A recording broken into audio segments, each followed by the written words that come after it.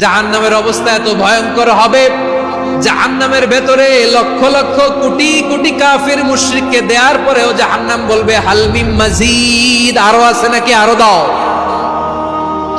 কোটি কোটি কাফেরের দল, মুশরিকের দল, সীমা লঙ্ঘনকারী দল, তাদেরকে যখন জাহান্নামে ফেলা হবে, বড় বড় পাথরখণ্ড জাহান্নামে ফেলা হবে, তারপরও জাহান্নাম বলবে হাল মিন মাজিদ, আরো আছে নাকি, দাও, আরো দাও, আরো দাও।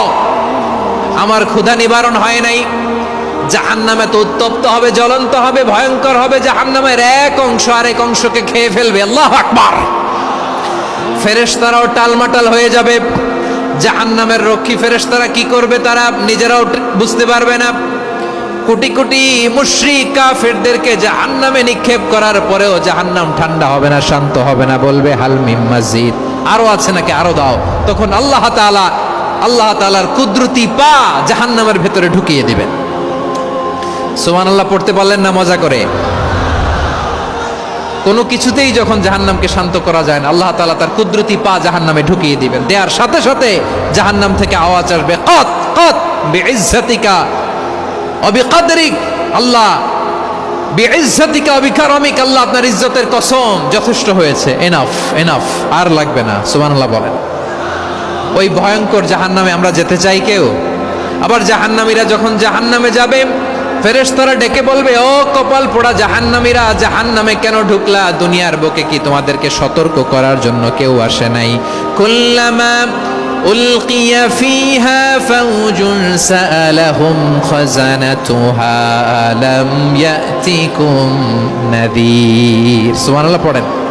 আলাম ইয়াতিকুম নাযীর, কোন সতর্ককারী আসে নাই? বিশ্বনবী নাযীর হয়ে, সতর্ককারী হয়ে পৃথিবীতে আসলেন। তিনি জাহান্নামের ব্যাপারে উম্মাকে সতর্ক করেছেন। জান্নাতকে যেমনি তিনি চমকপ্রদভাবে উম্মার সামনে পোট্রে করেছেন, চিত্রায়িত করেছেন, ঠিক অনুরূপভাবে ভয়ঙ্কর জাহান্নামকেও তিনি এই উম্মার সামনে পোট্রে করেছেন। জাহান্নামকে কিভাবে বিশ্বনবী উম্মার সামনে পোট্রে করলেন, চিত্রায়িত করলেন, শুনতে মনে চায়? সিলেটবাসী শুনতে মনে চায়?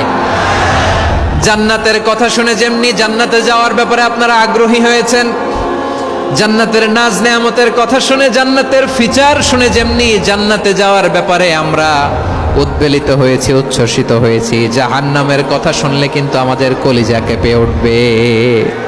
কিভাবে বিশ্বনবী পোট্রে করলেন? বিশ্বনবী বলেন, নারুকুম হাযিহিল্লাতী ইউকিদু ইবনু আদম জুজউন মিন ৭০ জুজআন মিন হাররি জাহান্নাম।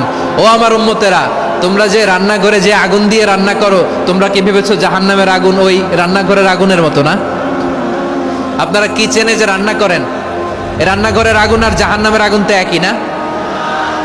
সিলেটের ভাইরা বুঝে থাকলে উত্তর দেন। কিচেনের রান্নাঘরের আগুন আর জাহান্নামের আগুন এক না? একরকম? বিশ্বনবী বলেন, জুজউন মিন ৭০ জুজআন মিন হাররি জাহান্নাম। জাহান্নামের আগুন দুনিয়ার আগুনের চেয়ে কমপক্ষে ৭০ গুণ বেশি তেজওয়ালা। জাহান্নামের আগুনকে আল্লাহ নাম দিয়েছেন নারুল্লাহ। এটা আল্লাহর আগুন, নারুল্লাহিল মুকাদা আল্লাতী তাত্তালিউ আলাল আফিদা, যেটা কলিজার মধ্যে যে ধরে যায়। দুনিয়ার আগুন হাতে লাগলে হাত জ্বলে, পায়ে লাগলে পা জ্বলে। জাহান্নামের আগুন দেহের যেই জায়গায় লাগুক না কেন, সাথে সাথে কলিজাটা জ্বলে ছাই হয়ে যাবে। নারুল্লাহিল মুকাদা আল্লাতী তাত্তালিউ আলাল আফিদা, জাহান্নামের আগুন গায়ে লাগলে আপনার কলিজা পুড়ে ছাই হয়ে যাবে।